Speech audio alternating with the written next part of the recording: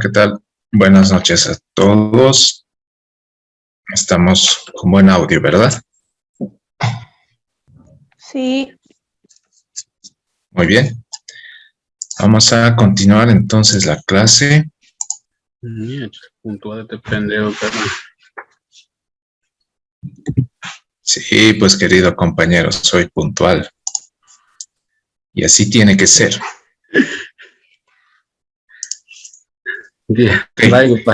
Va, doctor. No era para usted. Ya. Estoy en una llamada. Ok. Bueno, vamos a continuar entonces. Tenemos la primera fase. Estábamos viendo la demanda contencioso tributaria. Y para ello teníamos un plazo de 15 días. Esto quería ejemplificarles.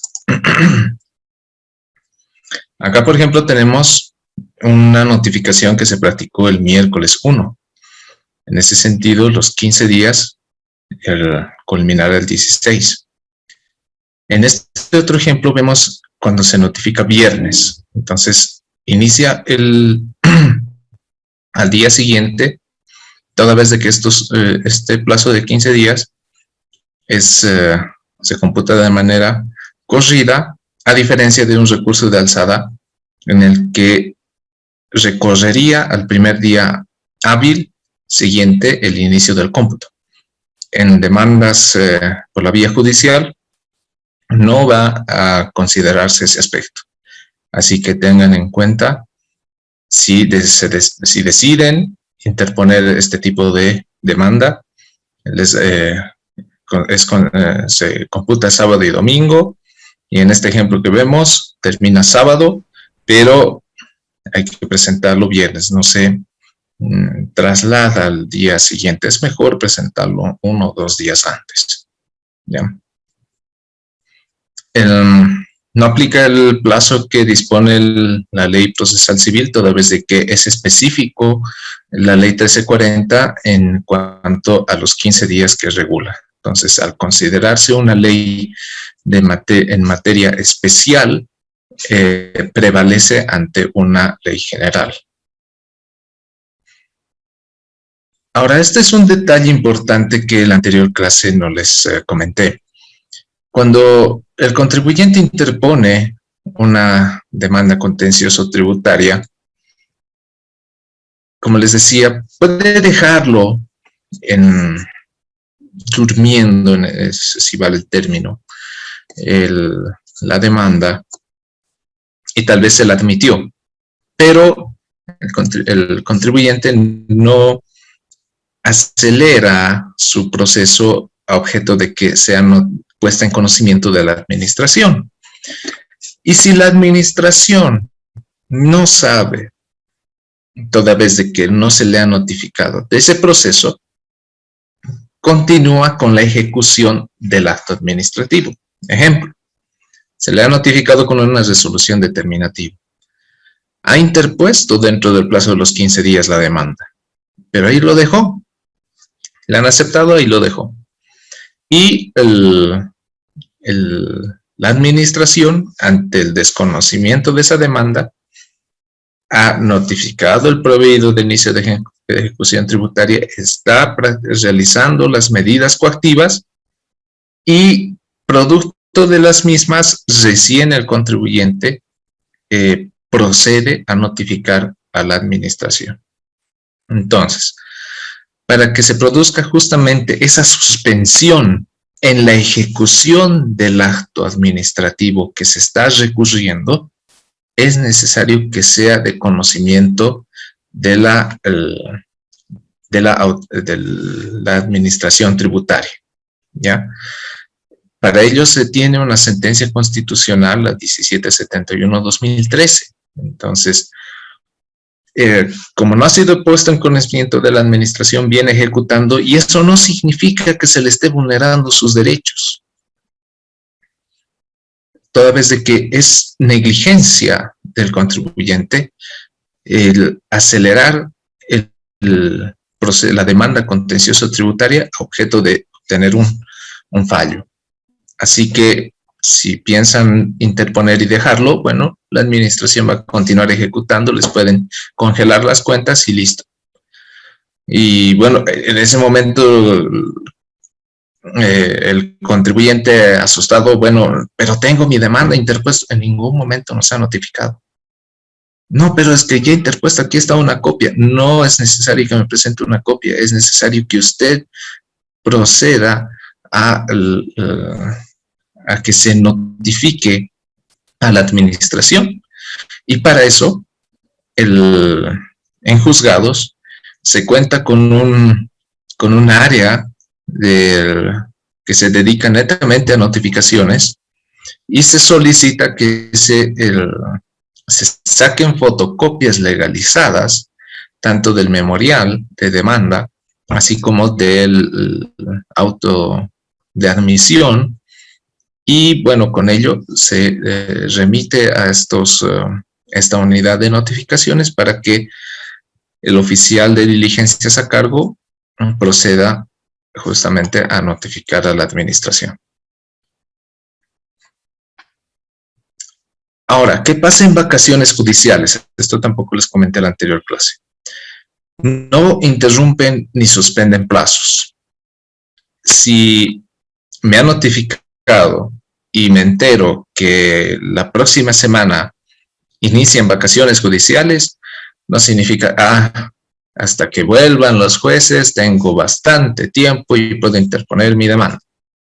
Eso es un pensamiento errado, pues los plazos continúan, no se suspenden, no se interrumpen y se puede presentar la demanda una vez de que retorne el juez, o si existiera un juzgado que esté en suplencia, bueno, tal vez puede admitir o esperar a que retorne el juez y bueno, emita el auto correspondiente, sea de observación o de admisión.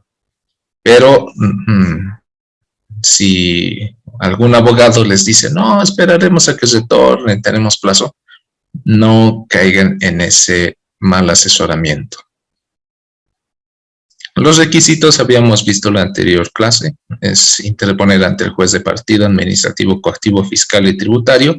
Vamos a ver un ejemplo de Oruro que tiene un nombre más extenso. Y bueno, al final de cuentas también resuelve casos en materia tributaria. Habíamos visto todos estos ejemplos.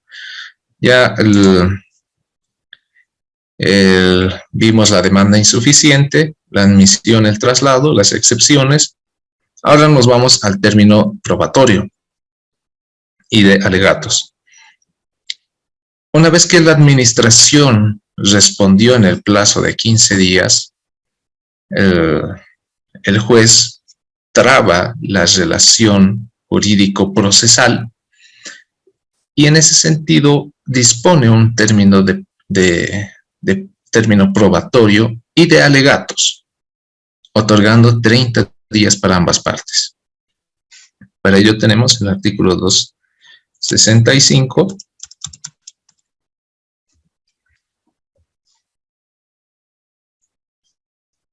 Acá lo vemos en pantalla. Contestada la demanda, el tribunal abrirá un término improrrogable de 30 días con todos los cargos, dentro de los cuales presentar pruebas y sus respectivos alegatos. Entonces, los 30 días tenemos para pruebas y alegatos, ¿ya?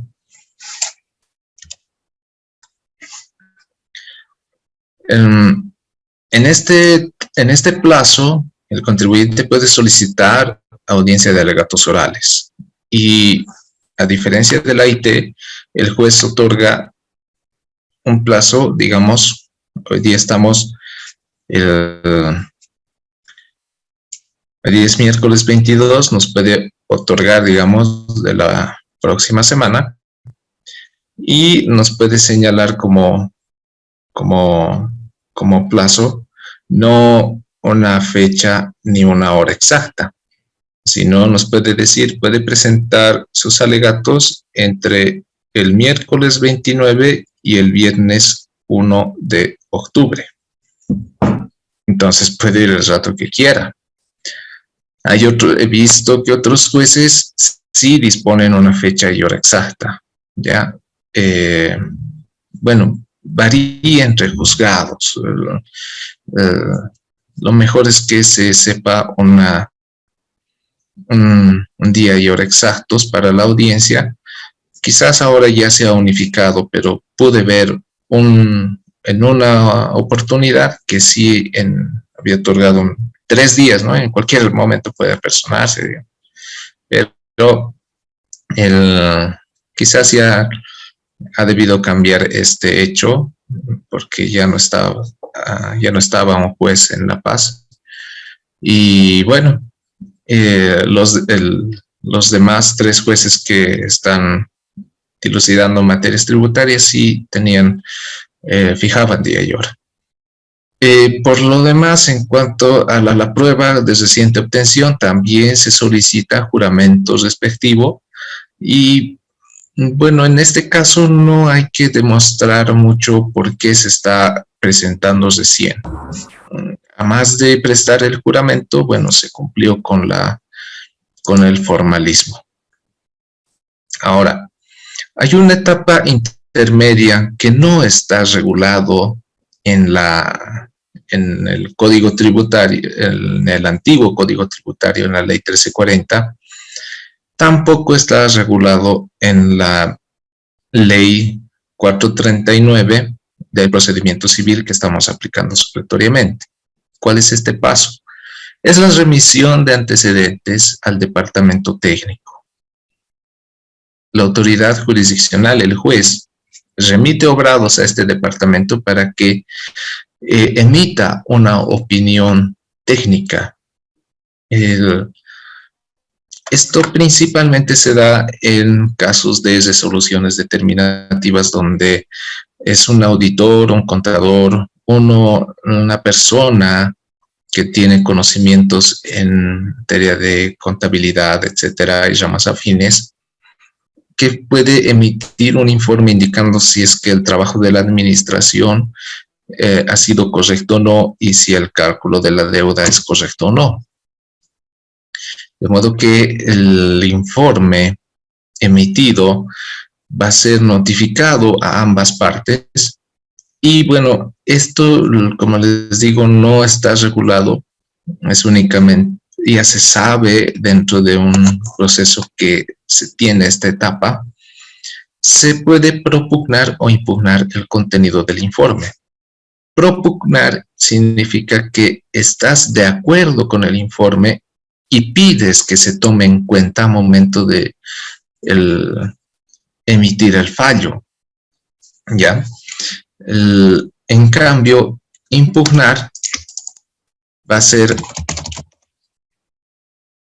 estar en desacuerdo con el informe y todo su contenido. Ahora, puedes propugnar en parte, ¿no? Tal vez los periodos enero a julio están correctamente analizados por este técnico. Sin embargo, el análisis para agosto a diciembre es incorrecto, entonces impugnas ese pronunciamiento, ¿no? Es recomendable que se presente este memorial a objeto de que sea considerado a momento de emitir la sentencia, ¿ya? Como respaldo tenemos, bueno, el artículo 204 de la ley 1340, lo vamos a ver acá. El departamento técnico estará constituido por 3 economistas. Bueno, lamentablemente no hay 3. Bueno, aquí nos da algunas características que deben cumplir. Y su designación, bueno, esto era anteriormente. Actualmente solamente se cuenta con el artículo 114 de la ley 025, que es del órgano judicial, donde nos indica que los tribunales supremos, los departamentales y los juzgados contarán con el apoyo técnico de un equipo profesional especializado en distintas ciencias y materias. Y claro, una de las ciencias es el área de matemáticas, contabilidad, etcétera, y que son necesarias en este ámbito tributario. A más de eso, no se cuenta con unas disposiciones normativas relacionadas a qué debe contener el informe, el plazo que debe ser emitido. No nos da mayores elementos para poder inclusive exigir a que se emita en el plazo de 15 días, 20 días, ¿no? Depende de la carga laboral del profesional técnico y a medida que le vayan llegando los expedientes, ¿ya? En este caso, el departamento técnico puede, si bien emite un informe, para eso tenemos un auto supremo, el 158/2015-L, donde nos dice que esta opinión del técnico no siempre puede ser aceptado por el juez. El juez puede apartarse de este pronunciamiento e indicar obviamente las razones por las cuales no se está considerando el análisis vertido en este informe. Él puede apartarse y, bueno, resolver como al juez le parezca. O puede sustentarse en el informe y, bueno, complementarlo con las diferentes disposiciones legales aplicables al caso. ¿Ya? Como última etapa tenemos la sentencia, que se le declara probada, improbada o anulatoria. Probada, se está otorgando la razón al contribuyente que impugnó un acto administrativo, ha sido evidente que el trabajo de la administración no ha sido el correcto y no correspondía la determinación de una deuda o la imposición de alguna sanción. Improbada, en lo contrario, quiere decir que el trabajo de la administración es el correcto y mantiene firme el acto impugnado. Anulatorio, cuando se ha detectado algún vicio procesal, sea ante la administración tributaria o un vicio dentro de la propia demanda en alguna etapa como de las que estamos viendo. Ok. Tenemos una segunda, ya esta es, por así decirlo, una segunda instancia, una segunda fase, donde ya tenemos una sentencia que ha sido declarada, que ha resuelto de manera improbada, anulada o probada. Para ello, la parte afectada de esta sentencia interpone el recurso de apelación. Para ello tiene el plazo de 10 días desde la notificación con la sentencia. Ahora, veamos el artículo 214 de la Ley 1340. El tema de los se va a resolver con arreglo, bueno, solo a falta de disposición expresa a las normas del procedimiento civil. Ahora, el Código Civil, el procedimiento civil nos remite al 256,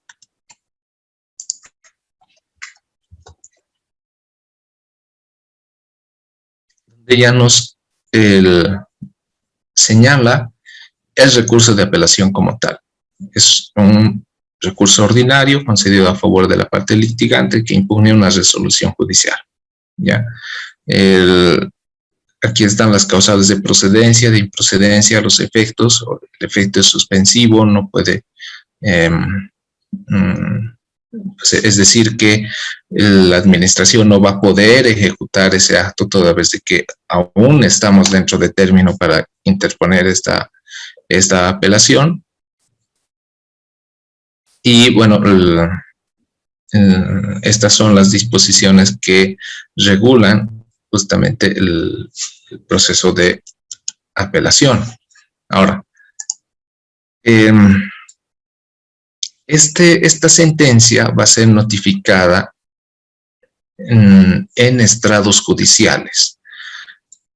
Por más de que hayamos mencionado en la demanda algún domicilio, no se va a notificar la sentencia en el mismo.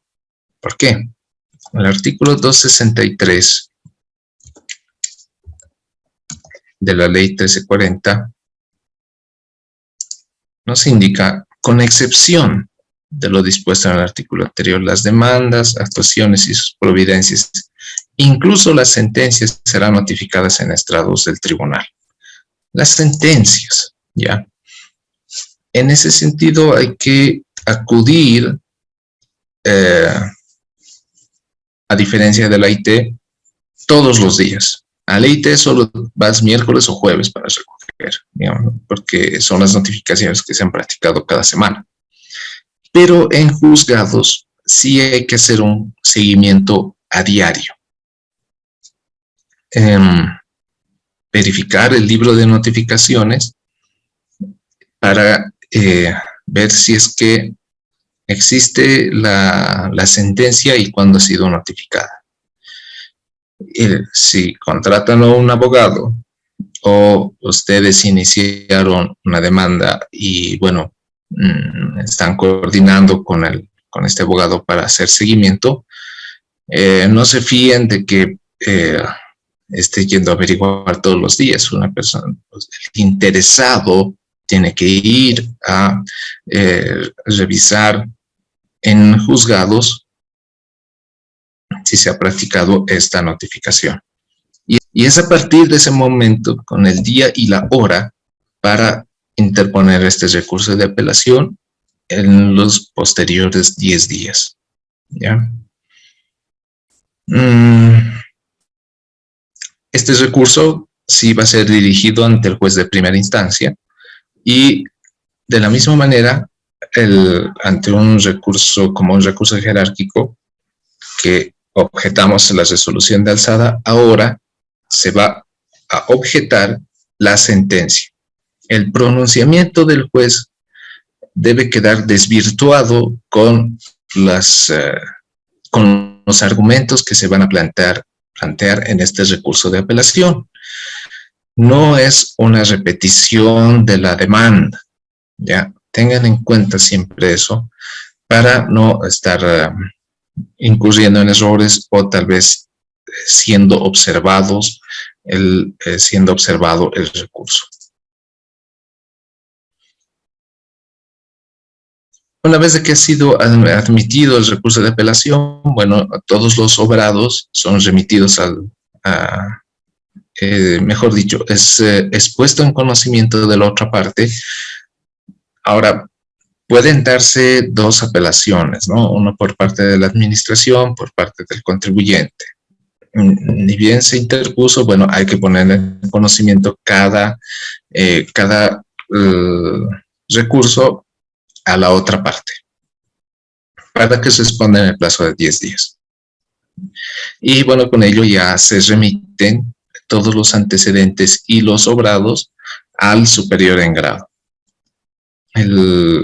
Con el superior en grado, bueno, teniendo conocimiento del mismo, también procederá a remitir al departamento técnico nuevamente para contar con un pronunciamiento de lo resuelto en primera instancia.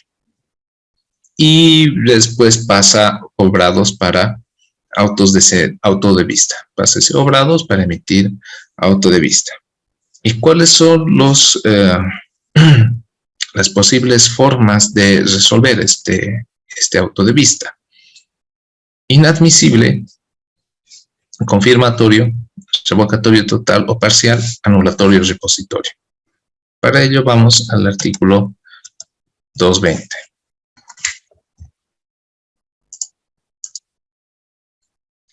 Formas del... no, este es del auto supremo. Aquí arriba debe estar. Aquí está, 218. Me he equivocado. Corregiremos.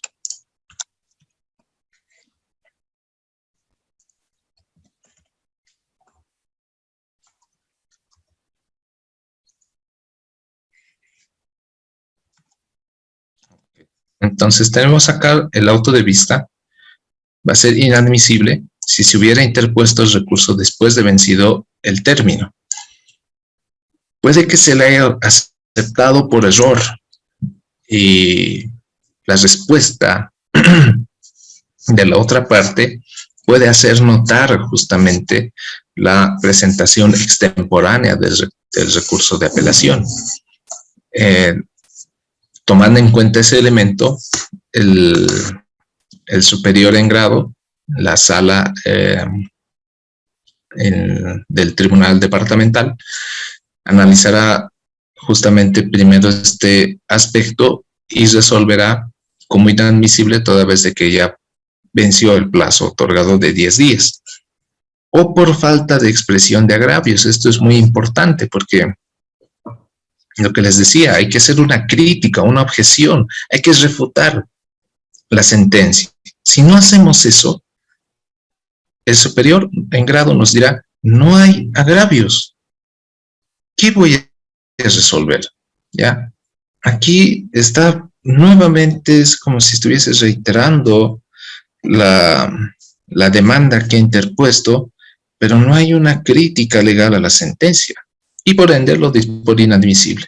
No ingresa al fondo, no analiza nada y resuelve de esta manera.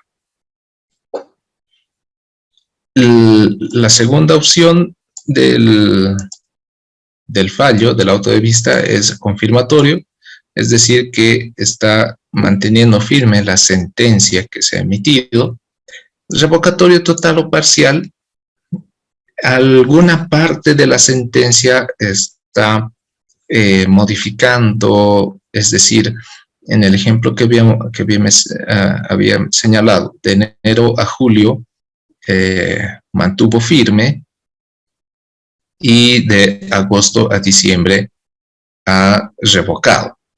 Entonces, en segunda instancia puedes decir, no, no es de enero a julio, de enero a septiembre hay que confirmar. Y el octubre a diciembre sí corresponde la revocatoria. ¿Ya? De esa manera está revocando parcialmente algunos periodos fiscales y con este pronunciamiento ya es distinto el análisis que se ha realizado a este ejemplo que les pongo de algunos periodos fiscales. O revocatoria total. Otro ejemplo. Mantuvo firme la sanción, la sentencia mantuvo firme una sanción al contribuyente de 5.000 UFBs.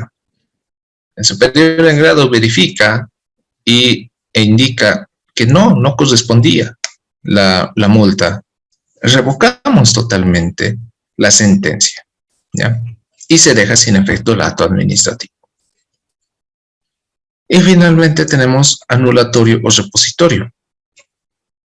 Anula, puede detectar un vicio en el proceso que se ha seguido en sede administrativa ante la administración o algún vicio de nulidad también durante la demanda contencioso tributaria. ¿Ya? Estas son las 4 formas que la sala del Tribunal Departamental de Justicia puede resolver. Ahora vámonos como una tercera fase, una tercera instancia.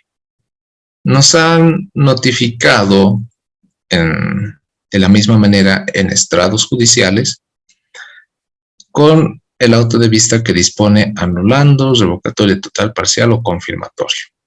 Ahora, ¿qué hacemos? Bueno, tenemos una tercera instancia más, que es el recurso de casación, que se lo interpone en el plazo de 10 días de notificado al auto de vista. Ya, para ello tenemos los siguientes artículos, el 270 y siguientes.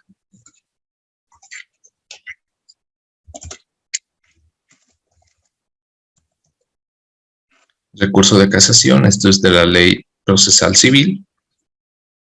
procede para impugnar autos de vista, es específico para autos de vista. No podemos cambiar el nombre o mencionarlo de otra manera. En cuestiones de impugnación por la vía legal, tiene que ser claro y específico el recurso. Son bastante formalistas en el cumplimiento de requisitos para la interposición de cada uno de estos recursos y la propia demanda. A diferencia del AIT, que puede prevalecer el principio de informalismo, es decir, que no he mencionado, digamos, autoridad regional de impugnación tributaria, sino autoridad de impugnación tributaria. Ya no hay problema, se te va a aceptar. Ya para las próximas se le aclarará y se le dirá, bueno, mencione que es autoridad regional, digamos, o está presentándolo con una nota dirigido al director de la AIT Chuquisaca, digamos, ¿no? Director AIT La Paz. Al menos se está identificando, no con el nombre preciso y concreto, pero son detalles que no van a afectar.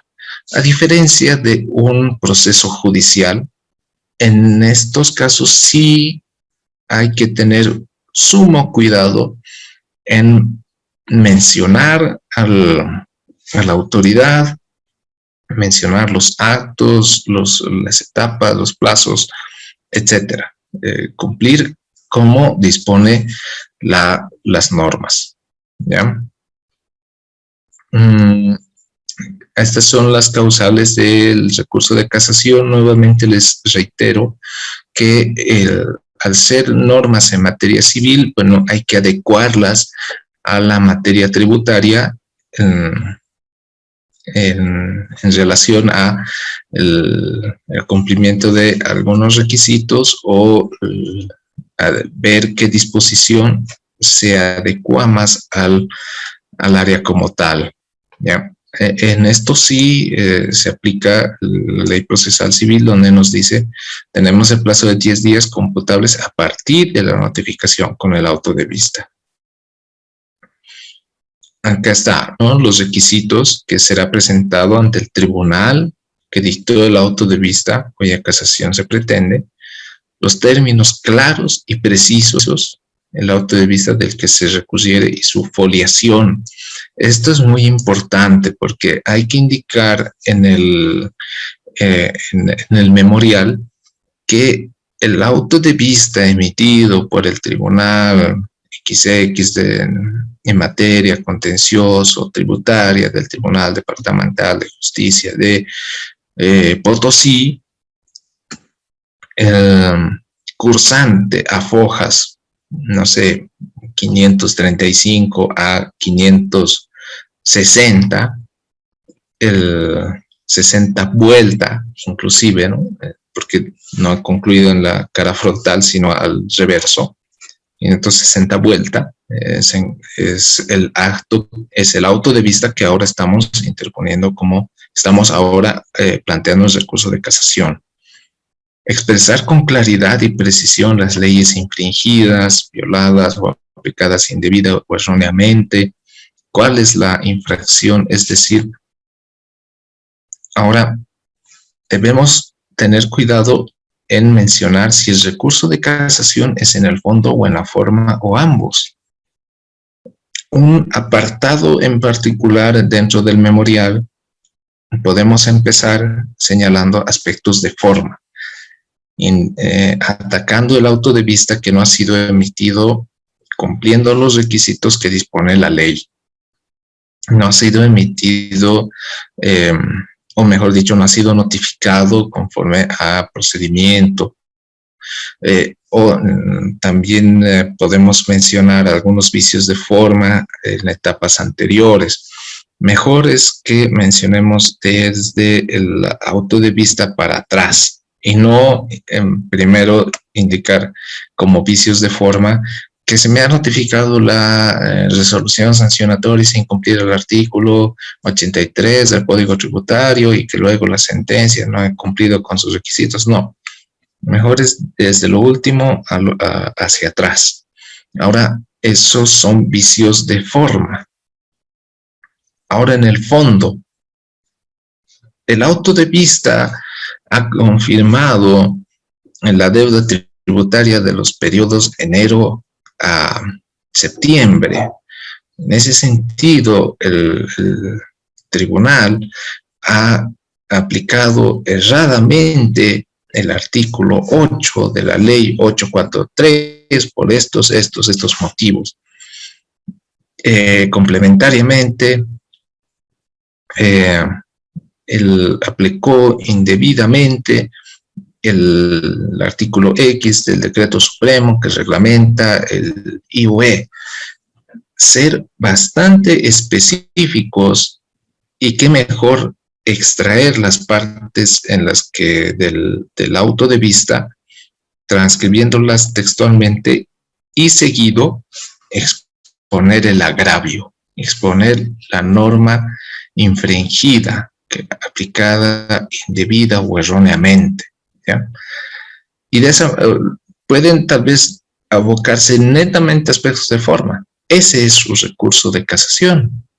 O decir, bueno, ya todos mis agravios de forma que he planteado desde mi demanda no han surtido efecto, entonces me centraré en los agravios de fondo, ¿ya?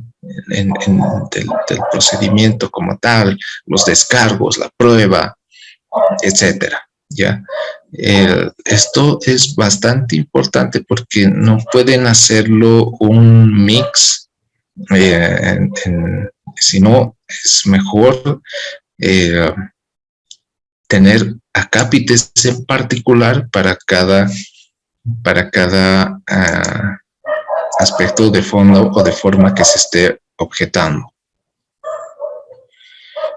Acá también nos indica estas especificaciones deberán hacerse precisamente en el recurso y no fundarse en memoriales anteriores ni suplirse posteriormente. Es como el Tribunal de Casación va a verificar si tus agravios que estás ahora planteando es copia de tu demanda. Es como si hubiese un plagio más o menos, ¿no? O sea, pucha, me estás planteando lo mismo. O sea, no estás refutando el auto de vista, sino nuevamente me estás planteando agravios de la resolución determinativa o de la resolución sancionatoria, ¿ya? Es cuestión de práctica interponer este tipo de recurso, porque el Tribunal Supremo de Justicia es bastante exquisito en estos temas y dada la enorme carga procesal que tiene, entonces tiene que identificar de forma precisa los agravios del contribuyente o de la administración. Porque si vamos a hacer un enredo, no, el tribunal no va a comprender el agravio como tal. O quizás lo entienda de otra manera y bueno, ustedes, no, pero yo quería decir esto, ¿y por qué no lo has dicho? ¿Por qué no lo has puesto de esa manera? ¿Ya? Eso es cuestión de práctica interponer este recurso para los colegas abogados que están acá,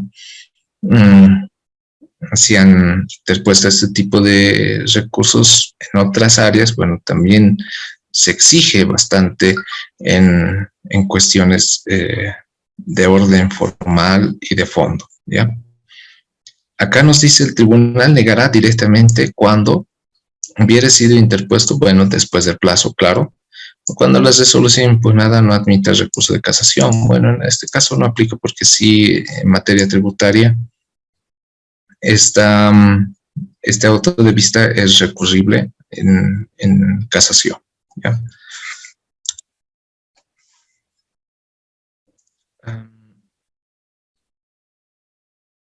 Es presentarlo por escrito dentro de los términos y plazos, expresar con claridad y precisión las leyes, lo que les decía, Mm, este es un detalle importante. El recurso de casación en el fondo no procede contra un auto de vista que dispuso la nulidad de obrados. Entonces, obvio, el auto de vista, si ha dispuesto nulidad de obrados, no ingresó al fondo del problema. Y sería contradictorio que mi casación solo me aboque a agravios de fondo.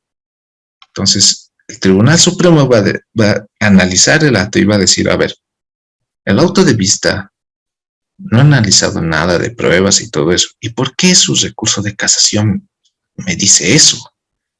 No hay coherencia, ¿no? O sea, ¿sobre qué voy a resolver si está bien o mal el recurso de casación si solamente me ha planteado aspectos de fondo? No, no va a haber materia discutible ni materia para poder emitir un pronunciamiento coherente, ¿ya? El, además, no es interponer por interponer un recurso de casación, ¿ya? Es mejor delimitar mi campo de acción y si voy a plantear un recurso de casación será pues netamente en la forma. ¿Por qué? Porque el auto de vista ha ingresado a vicios de nulidad. Entonces yo estaré objetando esos vicios de nulidad y ya no pediré nada en el fondo, más al contrario, pediré que se anule el auto de vista y que se ingrese a fondo. ¿Ya? Entonces, es ver cada proceso en particular.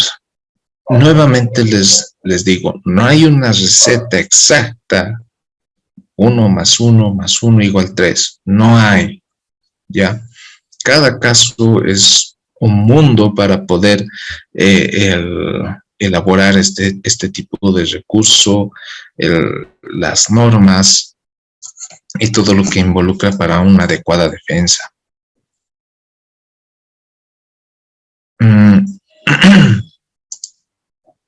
Ahora, este recurso, una vez admitido, bueno, se le pone en traslado a la parte contraria para que responda también en el plazo de 10 días.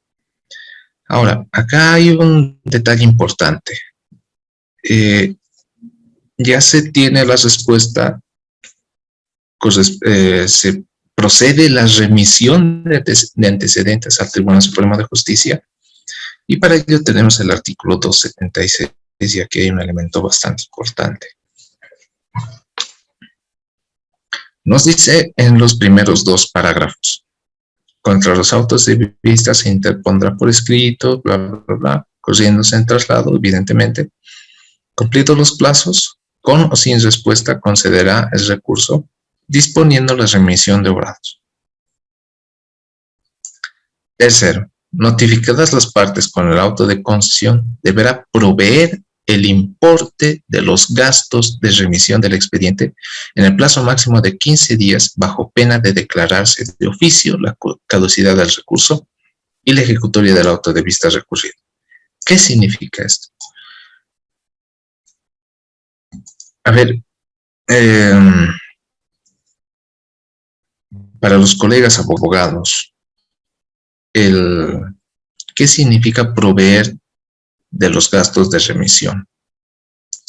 A ver, o si no son abogados, ¿qué creen que significa esto? Porque digamos, si soy contribuyente y voy donde el juzgado y luego voy donde el abogado, doctor, me ha dicho que tengo que proveer los gastos, ahora, ¿qué hay que hacer?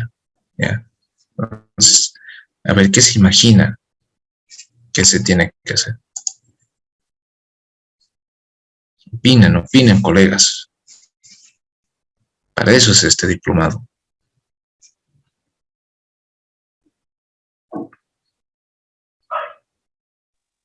Doctor, buenas noches.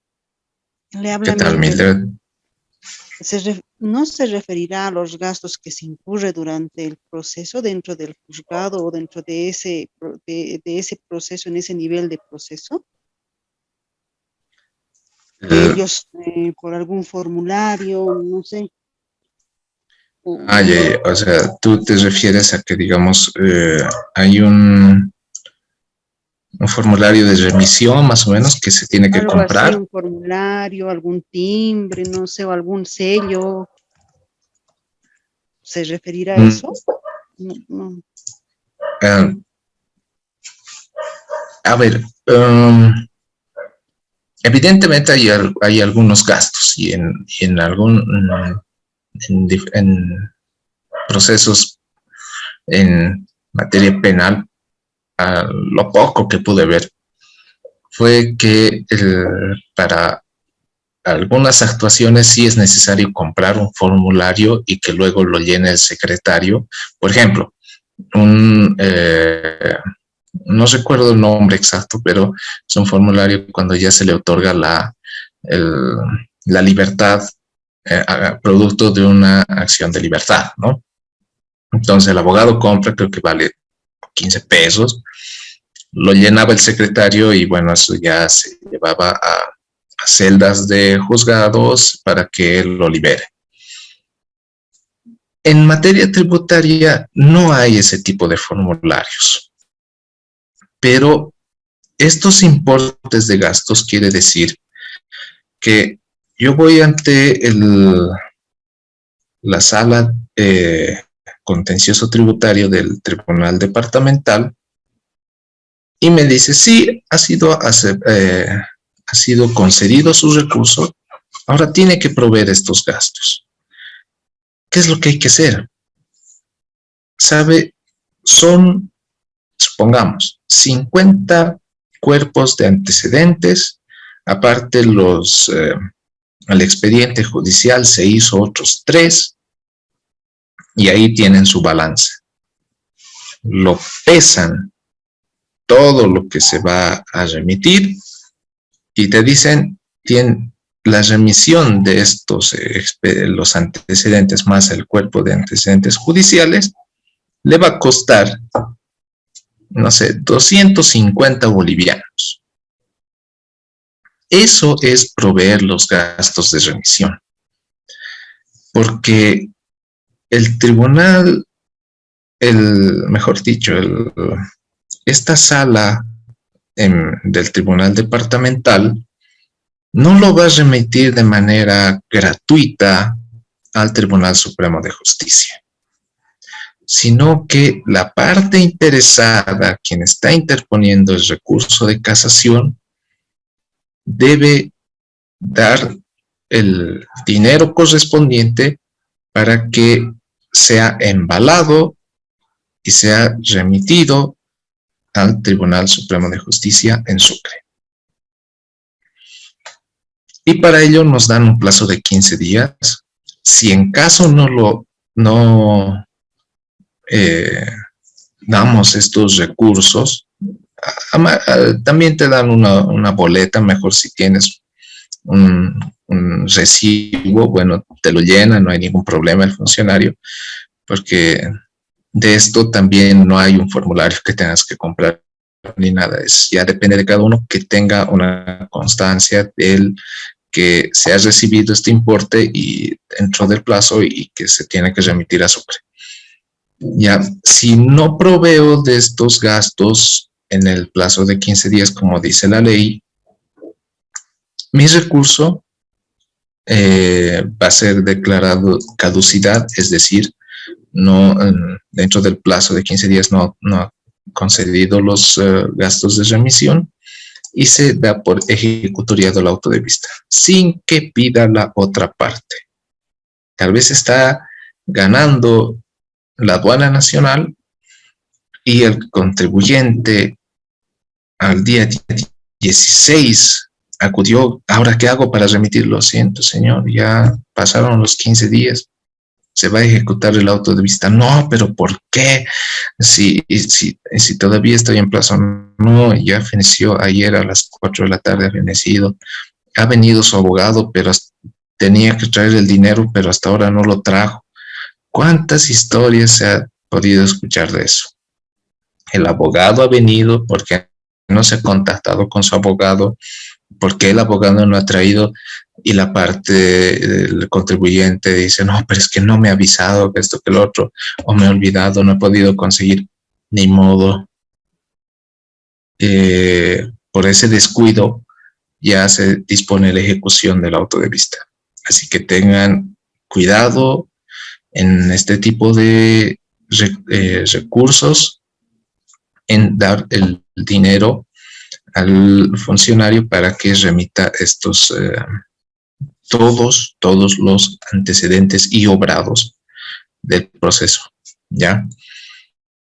A diferencia de la AIT, no te va a pedir nada de plata para remitir desde la ARIT, Chuquisaca, Cochabamba, Santa Cruz, hacia La Paz. No pide nada de dinero. Así que ese es un punto a favor también, ¿ya?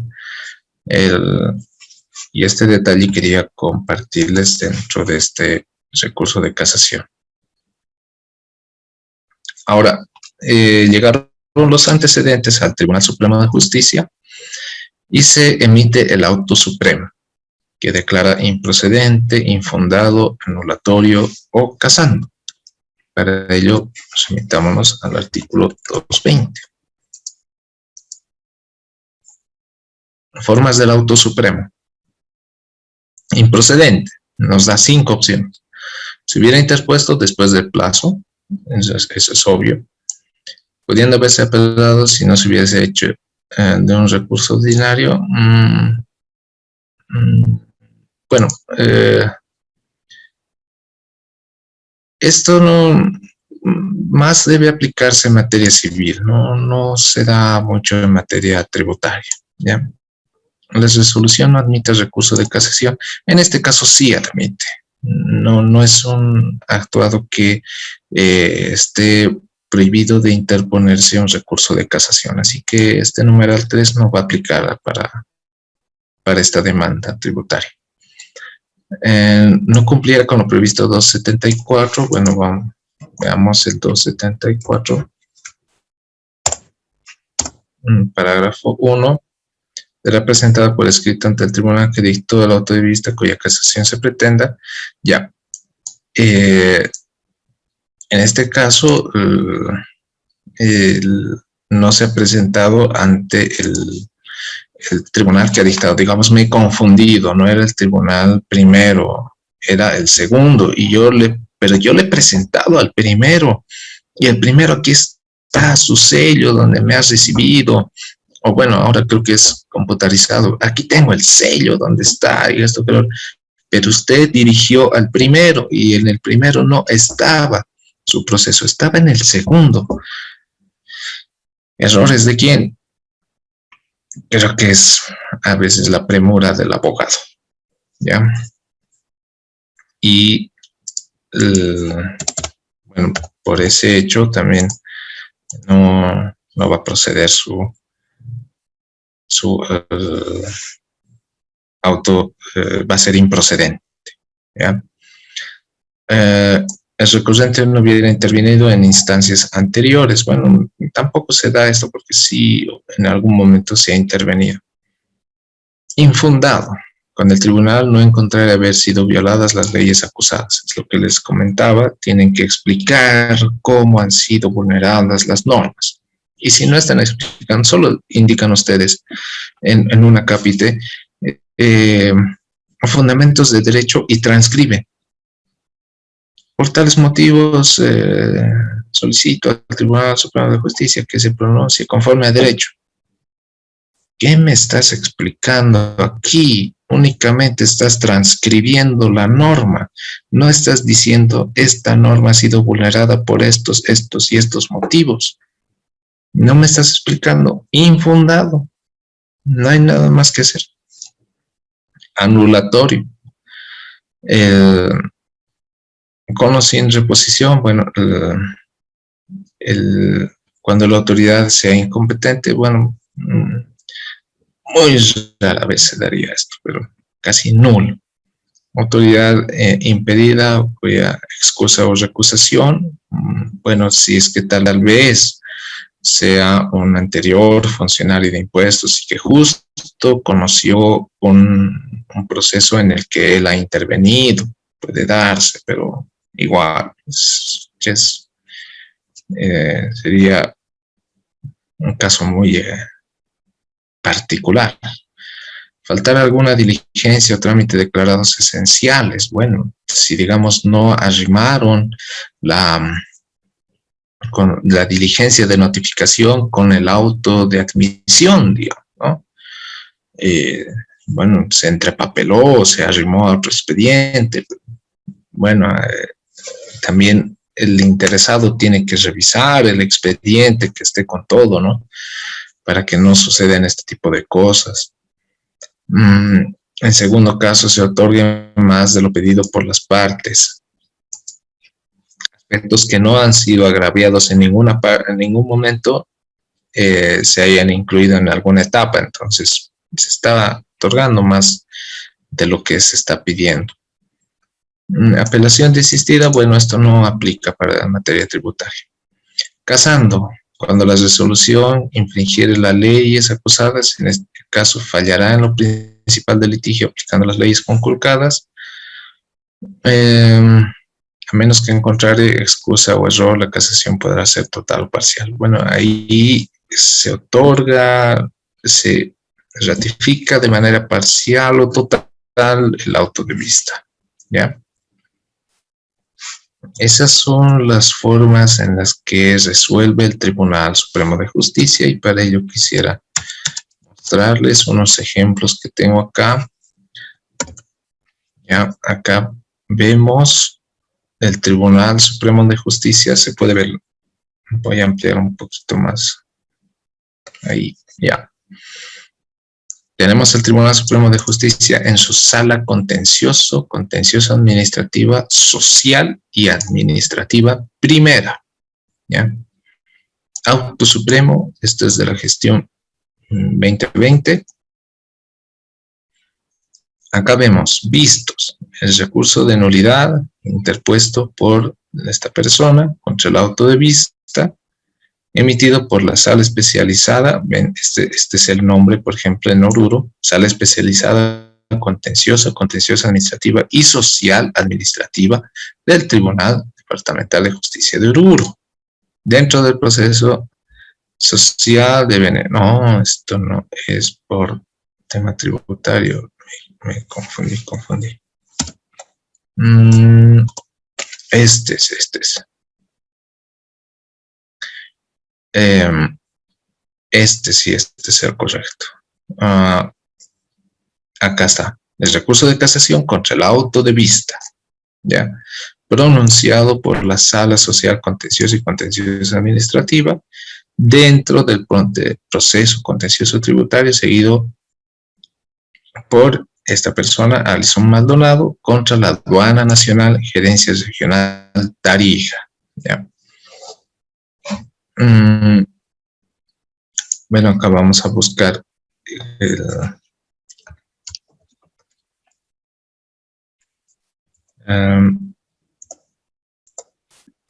la sentencia. Bueno, acá tenemos los datos de la sentencia, del auto de vista, antecedentes del proceso. Vean que esto inició en la gestión 2018 y se está resolviendo en la gestión 2020. Bueno, están, por lo visto, acelerando un poquito más este tipo de procesos. Aún así, son 2 años, ¿no? Los motivos del recurso de casación, acá nos dice, manifestando que el auto de vista resolvió confirmar el auto definitivo bajo el argumento, bla, bla, bla. Y bueno, la parte conclusiva está disponiendo casa el auto de vista impugnado y deliberando en el fondo, se dispone que previo cumplimiento de formalidades se admite la presente demanda. Ya, es una de las formas de resolver. Ahora acá también tenemos en la página del Tribunal Supremo de Justicia un árbol de jurisprudencia donde ustedes pueden ir desplegando Si quieren algún caso en particular del IVA, a ver, veamos del IVA, lo que comúnmente se da, cómputo del crédito fiscal. Aquí, factura sin dosificación. La falta de dosificación no es atribuible al comprador, sino al emisor de las facturas. Veamos la jurisprudencia que se ha emitido al efecto. Bueno, una de las últimas es del 2016, donde tenemos dentro de una demanda con contencioso administrativa, esto es una contencioso administrativa, ya veamos un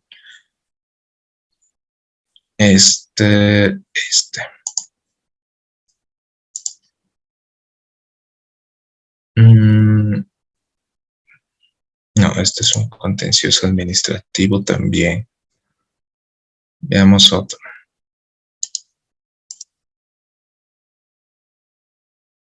Aquí está, un auto supremo. Acá podemos diferenciar AS, que es auto supremo, y SE, bueno, sería la sentencia de la demanda contencioso administrativa. Auto supremo dentro de una demanda contencioso tributaria. Contenido, aquí está. El recurso de casación. ¿Quién interpuso en este caso? La gerencia distrital Chuquisaca del SIN contra el auto de vista del 2018 dentro del proceso contencioso. Y bueno, todo el contenido ha dispuesto declarar infundado el recurso. Veamos las causales para declarar infundado. No encontrar haber sido violadas las leyes. O sea, todo el recurso de casación de impuestos no ha explicado cómo han sido vulneradas las leyes. Y de esta manera, la Sala Contenciosa del Tribunal Supremo de Justicia lo ha declarado infundado. ¿Ya? ¿Hay alguna consulta dentro de este tipo dentro de este proceso judicial?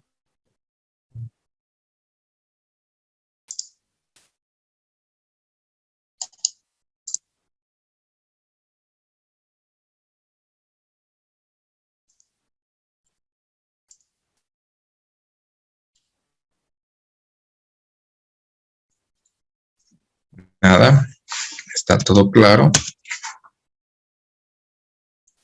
Sí, doctor, todo claro. Ok, y bueno, con esto hemos concluido los dos principales vías de impugnación que tenemos. Para resumir, les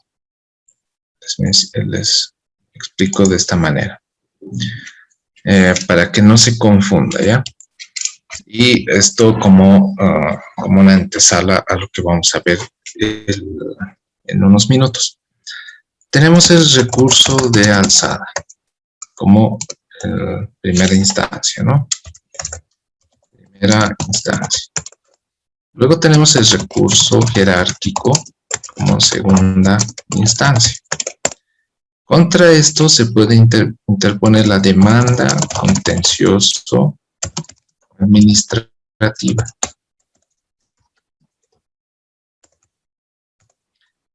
Esto es la vía administrativa, ¿ya?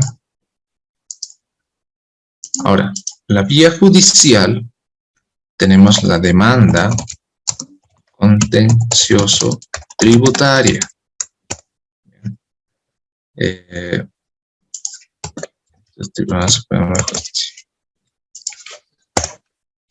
Luego tenemos el auto, que esto culmina con una sentencia.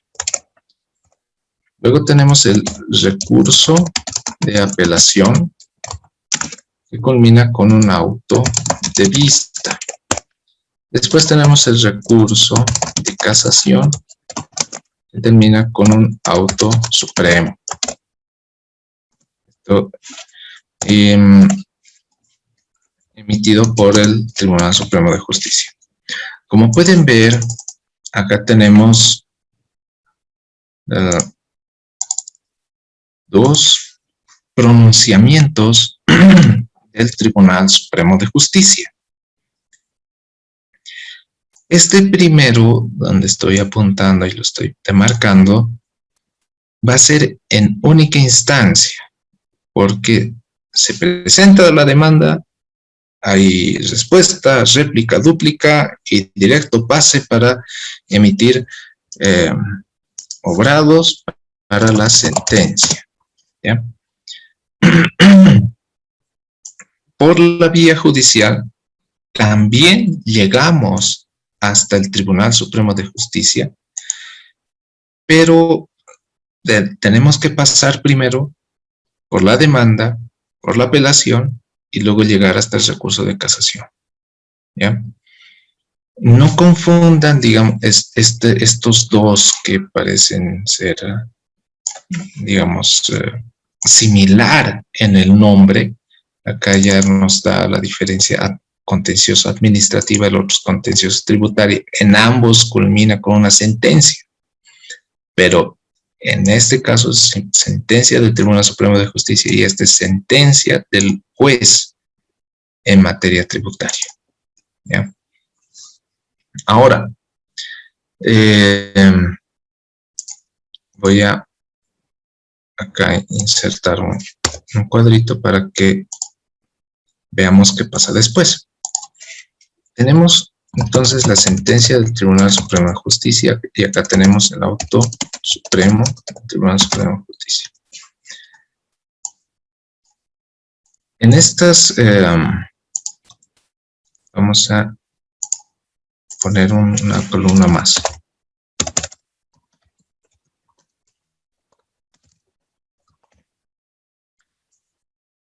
Acá les explico. Vamos a unificar.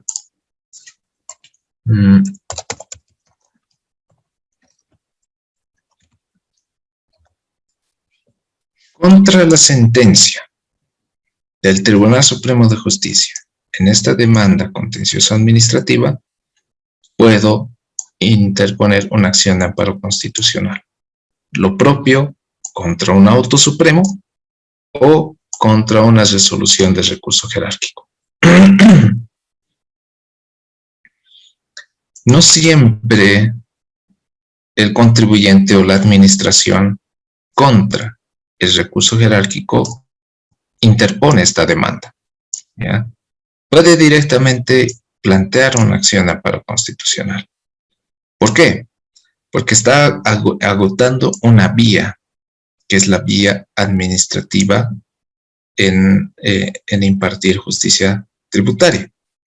El auto supremo también está culminando una vía que ha iniciado con la demanda y ha pasado por apelación y ahora en casación. Y la sentencia, como les decía, en única instancia, donde no hay más etapas, culminó con la sentencia. Ahora vamos a ver la acción de amparo constitucional. Hasta acá hay una consulta. ¿Está claro esta explicación que di?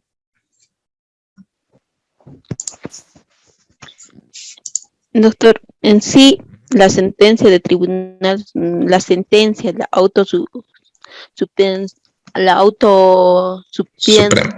suprema y la resolución jerárquica, ambos terminarían con la acción de amparo constitucional. En sí, pueden dar lugar, sí, pueden dar lugar a que el afectado interponga una acción de amparo constitucional. ¿Ya? Vamos a ver cuáles son los requisitos. Eso quería preguntar, ¿tienen requisitos? Imagino que cada uno.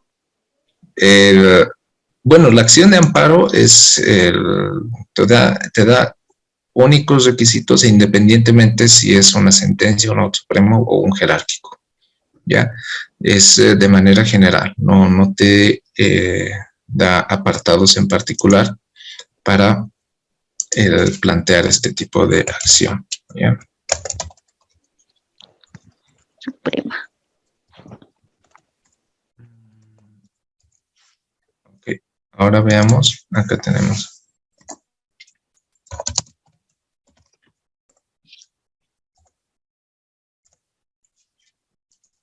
Para ello, nos remitimos a la ley 254, que es el Código Procesal Constitucional. Y a partir de su artículo 51 nos regula la acción de amparo constitucional,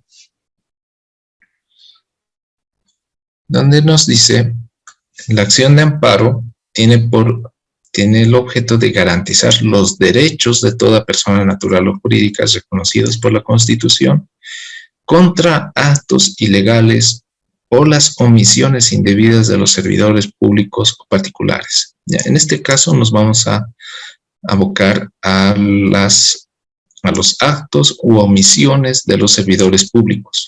¿Por qué? Porque en cualquiera de estos tres fallos son emitidos por servidores públicos. En ambos casos de la sentencia del Auto Supremo son servidores públicos del Tribunal Supremo de Justicia, y el recurso jerárquico son servidores públicos de la Autoridad de Impugnación Tributaria. ¿Ya? Continuamos. Legitimación activa, es decir, ¿quién puede interponer esta acción de amparo? Toda persona natural o jurídica cuyos derechos estén siendo restringidos, suprimidos o amenazados de salud directa u otra en su nombre con poder suficiente. ¿Ya? El Ministerio Público, Defensoría, Procuraduría, bueno, esto ya es para otras áreas del derecho, pero quizás podría un defensor del pueblo, si es que un contribuyente que es de la tercera edad, digamos, ¿no? Y que no cuenta tal vez con los recursos y ha culminado una vía por la IT, pero ahora es un gasto adicional, entonces quizás podría acudir a la Defensoría para que le ayude. Sin embargo, no se ha visto hasta ahora un caso en el que haya intervenido el defensor del pueblo, ¿ya? En la mayoría, casi les diría un 99.9%, es el contribuyente como persona natural, como persona jurídica o la propia administración tributaria, ¿ya? Ahora, ¿cuál es el objeto? Decíamos, garantizar los derechos. Acá nos indica que la acción va a ser interpuesta cuando los derechos estén siendo restringidos, suprimidos o amenazados. Bueno, amenazados no, más se aplica esto al ámbito penal, pero sí restringidos o suprimidos. Ahora, ¿cuáles derechos? Veamos la Constitución, si no me equivoco, es este artículo, no es el 3. No, me pasé el...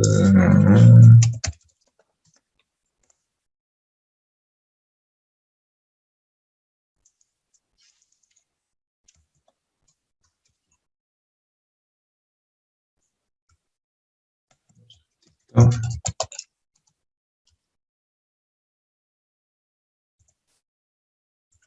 Quiero buscar PDF.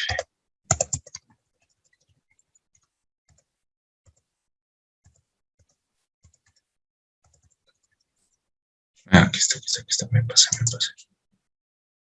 Aquí está, política fiscal, ya. 323. Estamos dentro de la sección de política fiscal de la Constitución. Y en su artículo 323 nos indica que la política fiscal se basa en los principios de capacidad económica, igualdad, progresividad, proporcionalidad, transparencia, universalidad, control, sencillez administrativa y capacidad recaudatoria. Esto supongo que lo han visto en el primero o segundo módulo. Ya, así que no voy a ingresar a cada uno de ellos. De modo que teniendo estos principios, además de los derechos que están previstos en la sección de garantías jurisdiccionales, donde debe ser protegido de forma oportuna, tiene el derecho al debido proceso, tiene derecho al derecho a la defensa, a un debido proceso, etc. Entonces son estos derechos, garantías y correlacionados con los principios en materia fiscal en los que interpongo una acción de amparo constitucional. Derecho al debido proceso en su vertiente de una adecuada fundamentación, porque el auto supremo no ha expuesto de manera congruente por qué me depuró el crédito fiscal, no analizó las facturas que demuestran mi crédito fiscal en relación a este artículo. O sea, no va mucho al tema de fondo como tal, sino acá nos centramos a los derechos que han sido vulnerados, ¿ya? ¿Por qué este pronunciamiento del Tribunal Supremo de Justicia o de la AIT están vulnerándome en mis derechos? Porque el Tribunal Constitucional, un momentito por favor.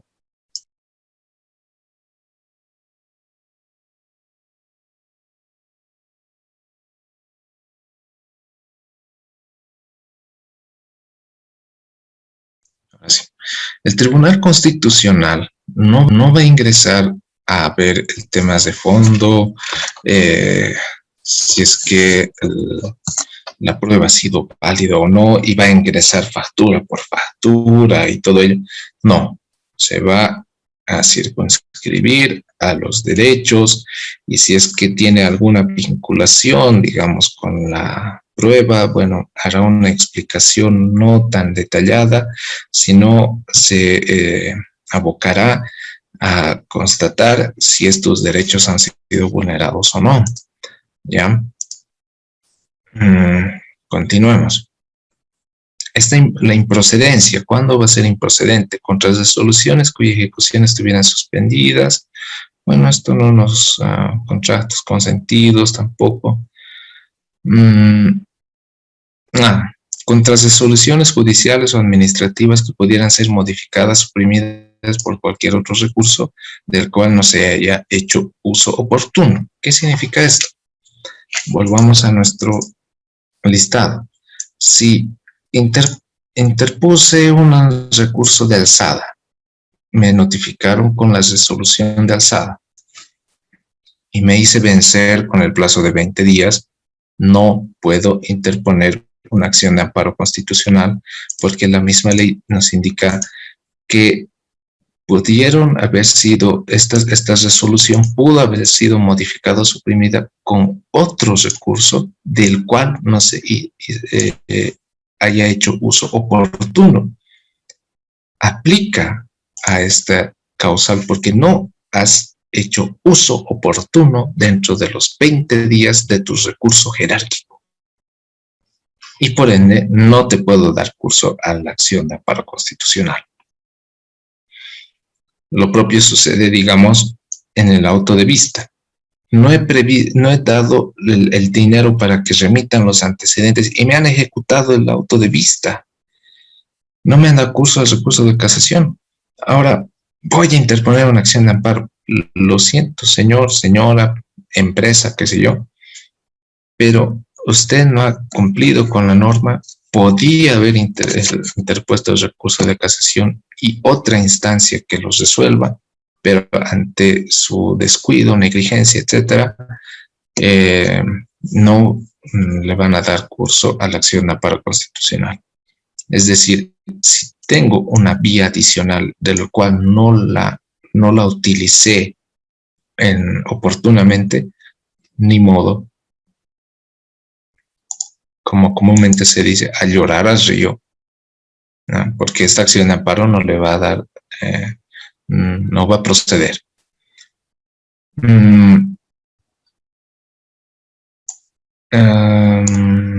No, esto no aplica.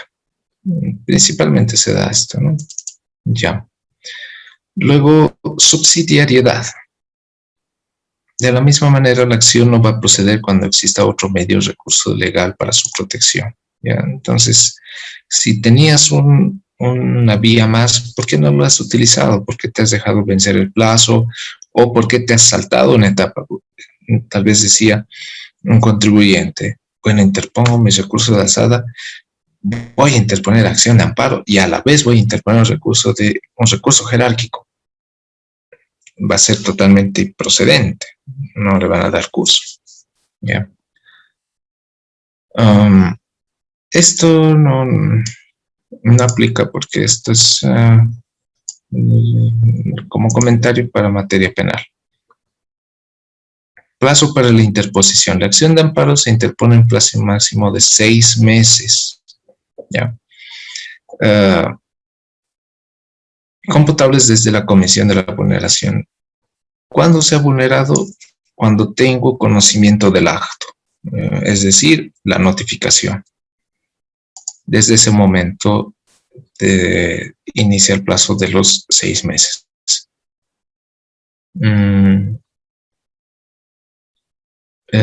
Tiene que ser presentada ante el juez o tribunal, va a dictar día y hora de audiencia. Las acciones de amparo se presentan ante el Tribunal Departamental de Justicia, que va a ser sorteado a los tribunales especializados en materia constitucional, y ellos definirán un día y hora para la audiencia que se va a llevar a cabo. De esa manera se notifica a la autoridad, en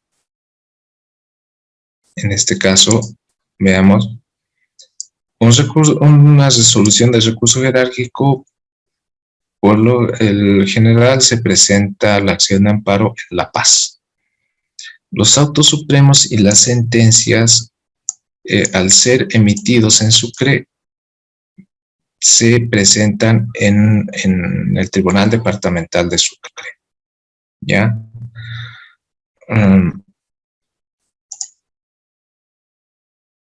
Se notifica a la otra parte, acá se notificará al director o directora de la Autoridad General de Impugnación Tributaria. Al auto supremo será, como hemos visto acá, a la sala contenciosa administrativa, social y administrativa primera. No puedo poner así, sino tiene que ser específico. Primera, segunda, tercera, tengo que ser específico. O a quien emitió la sentencia. A ver, veamos acá otro ejemplo. Teníamos acá una sentencia, aquí está. A los vocales aquí está, al presidente y magistrados de la sala plena del Tribunal Supremo de Justicia. Contra ellos estoy interponiendo mi acción de amparo porque emitieron una sentencia. ¿Ya? A ellos procede la notificación. En algunos casos, el accionante no solamente menciona al director o directora de la autoridad regional, de la autoridad general, sino también involucra al director o directora de las ARIT. Es más, llega hasta interponer la acción de amparo contra el gerente, el administrador de aduana, contra ellos. O sea, no solamente se va al último que dictó, sino a los anteriores que también intervinieron. Eso, bueno, ya es decisión del accionante, pero la norma te indica cuál ha sido el acto que está vulnerando tus derechos, ¿ya? Y les reitero, estos son los 3 actos con los cuales, contra los cuales se puede interponer la acción de amparo. Se notifica, se procede al día y hora de audiencia y se emite una resolución emitida por el Tribunal de Garantías, donde puede conceder el amparo. Si concede, entonces puede señalar, se emita una nueva resolución de recurso jerárquico, una nueva sentencia, una auto suprema, etc. Porque ha constatado la vulneración de derechos.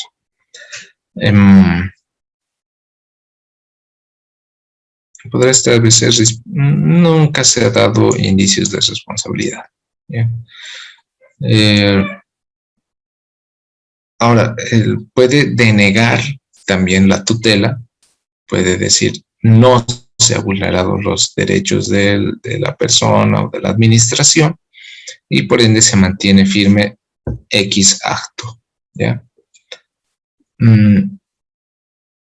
Ahora, una vez de que se ha emitido esta resolución por el Tribunal de Garantías, es remitido al Tribunal Constitucional para que analice el pronunciamiento como tal y, bueno, el Tribunal Constitucional puede emitir un pronunciamiento distinto.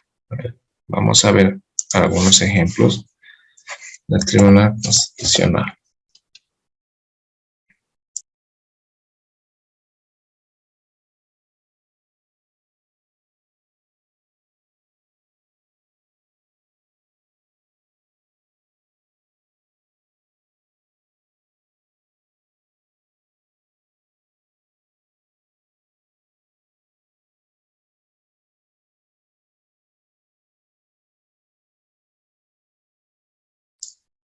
A ver, he escogido al azar algunos ejemplos que tenemos. La acción de amparo constitucional, miren, Saúl Fernando Rosas contra estas personas, exgerente distrital, ambos del Servicio de Impuestos Nacionales. Dentro del proceso contencioso tributario, interpuso la gerencia, tantos, estos son los hechos. Interpuso una acción, presentó una impugnación de recurso de alzada, se ha emitido la resolución de recurso jerárquico y bueno, en este caso se está confirmando la resolución del Tribunal de Garantías donde le ha denegado la tutela en razón a su improcedencia, ¿no? Y hemos visto las causales por las que se declara no son procedentes las acciones de amparo constitucional. ¿Ya? Veamos otro ejemplo más. Ya estamos a unos minutos de acabar la clase. Acá, por ejemplo. La acción de amparo, tal persona en representación contra Carlos Ricardo Torres, magistrados de la Sala Contenciosa Administrativa Segunda del Tribunal Supremo de Justicia. Voy a emplear un poquito más para que se lea. ¿Ya? Ahí estamos. Y bueno, acá tenemos la relación de hechos. Va desde la orden de fiscalización, esto es un proceso determinativo. Culminó justamente con una RD, se interpuso el recurso de alzada, vean las gestiones, miren, la resolución de alzada es de 2015. El jerárquico es de 2015, ratificado las resoluciones. Considerado interpuso un contencioso administrativo y se emitió la sentencia el 2018, que fue notificada en julio de 2019. Vean cómo siguiendo este primer ciclo, donde culminó con un jerárquico y luego una demanda contencioso administrativa, en esta acción de amparo, un jerárquico del 2015, la sentencia del tribunal emitió 2018, 3 años después, ya. Vean cómo se tarda la resolución de una demanda.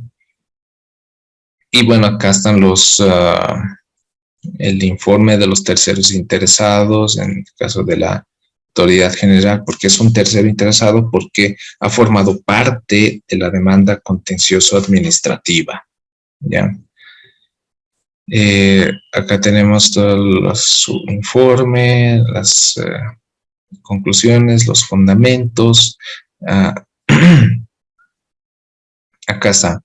El accionante señaló como lesionado sus derechos al debido proceso en sus vertientes de igualdad procesal, aplicación objetiva de la ley, derecho a la defensa, los principios de verdad, material, jerarquía, non bis in idem b. Es todo un detalle de derechos que estamos mencionando y que deben ser explicados, ¿ya? Bueno, acá tenemos el contenido del pronunciamiento del Tribunal Constitucional y bueno, vámonos al final, donde nos ha confirmado la resolución donde se ha denegado la tutela. Entonces, no han sido evidentes la vulneración de sus derechos y por ende se ha mantenido firme el pronunciamiento del Tribunal Supremo de Justicia. Hasta acá, ¿alguna consulta?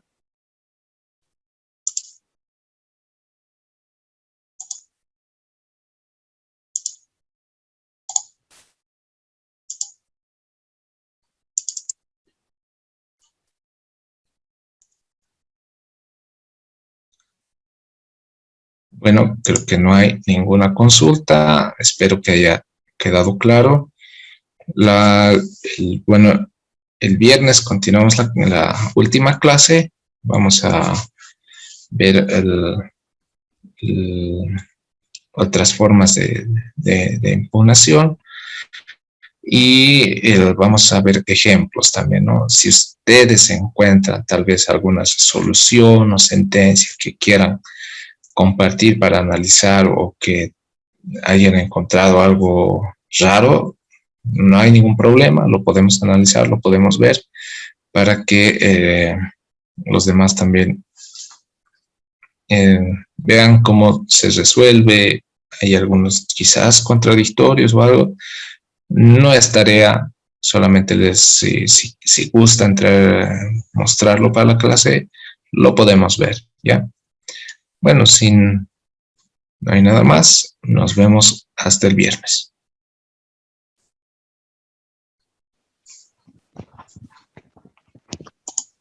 Hasta el viernes, doctor. Buenas noches, doctor. Ok, chao, chao. Buenas noches, doctor. Buenas noches, doctor. Buenas noches, doctor.